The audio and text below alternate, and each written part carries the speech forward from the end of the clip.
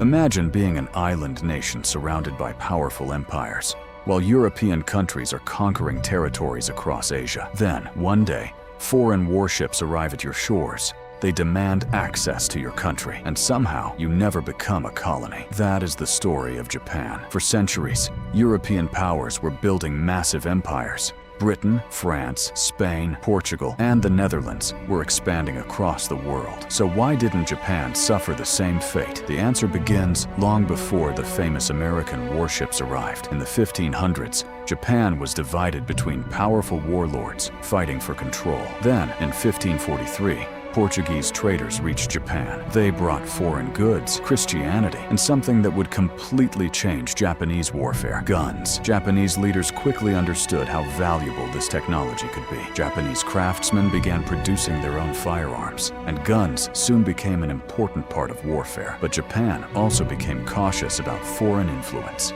Christian missionaries were spreading their religion, while European merchants were becoming increasingly active. Japanese leaders feared that religion, trade, and foreign political influence could eventually threaten the country. Then Japan became united. Oda Nobunaga began the process. Toyotomi Hideyoshi continued it. And in 1600, Tokugawa Ieyasu won the Battle of Sekigahara. 3 years later, he became shogun. The Tokugawa Shogunate would rule Japan for more than 250 years. Under Tokugawa rule, foreign influence was tightly controlled. Christianity was suppressed, missionaries were expelled, Portuguese traders were removed, and contact with many foreign powers was severely restricted. But Japan was not completely cut off. Trade with China continued. Dutch merchants were allowed to operate from Dejima, a small artificial island in Nagasaki. Through these limited contacts, Japan could still receive foreign goods and information. Japan was not closing its eyes to the outside world. It was controlling how much of the outside world could enter. For more than 2 centuries, this system gave Japan something extremely valuable: time. Japan experienced long periods of political stability. Cities grew, trade expanded, literacy increased, manufacturing developed, and Japanese society became increasingly sophisticated. Then, during the 19th century, the world around Japan changed. Western nations were becoming industrial powers. Steamships could cross oceans, modern weapons were becoming more powerful, and European empires were expanding rapidly across Asia. Japan watched what happened to China during the Opium Wars.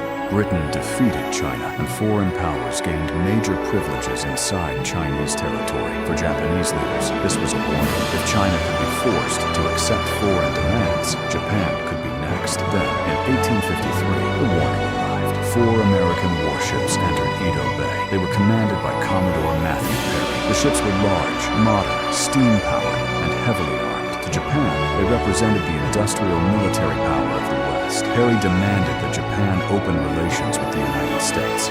Japan understood that it could not easily defeat a modern industrial power. So instead of starting a disastrous war, Japan negotiated. In 1854, Japan signed a treaty with the United States. Soon, other Western powers demanded similar agreements. Some of these treaties were unequal. Foreigners gained special privileges, and Japan had limited control over its own trade and legal system. For a moment, Japan looked vulnerable. But this pressure created one of the most important transformations in Japanese history. In 1868, the Tokugawa Shogunate collapsed. The Meiji Restoration began. Japan's new leaders looked at the Western powers and asked a terrifying question: how can Japan survive in this new world? Their answer was simple: modernize. Japan created a centralized government. It built railways and factories. It developed modern industries. It created a national army. It modernized its navy. Students and officials were sent abroad to study Western science, technology, education, law, and government. Japan was not trying to become a European country. It was trying to become strong enough to survive European powers, and the transformation happened incredibly fast. Japan adopted foreign technology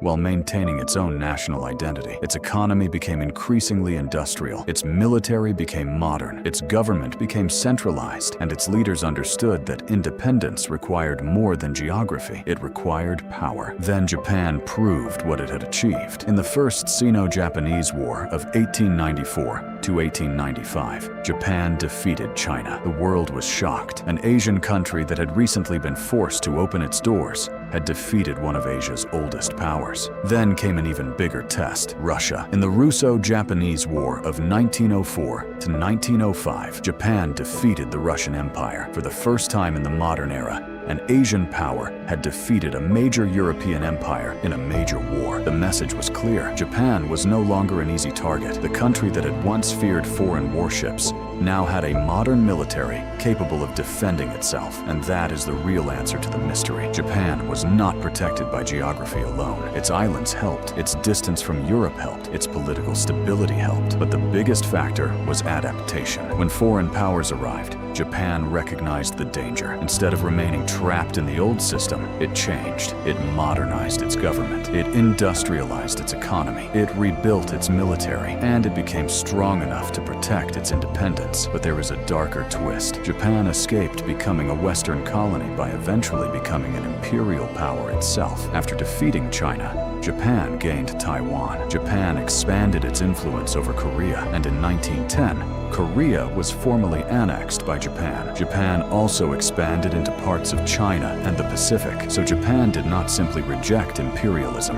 It learned how imperialism worked, and eventually it used many of the same methods. That is the irony of Japan's story. The country that once feared the colonial powers eventually became a colonial power itself. So why was Japan never colonized? Not simply because it was an island. Japan had geography, it had stability, it had time, but most importantly, it had the ability to adapt when the world suddenly changed. The arrival of foreign warships became a warning, the unequal treaties became a lesson, and the Meiji Restoration became Japan's response. Japan did not simply say, "Leave us alone." It effectively said, "We will become strong enough that you cannot." And that decision changed Japan forever.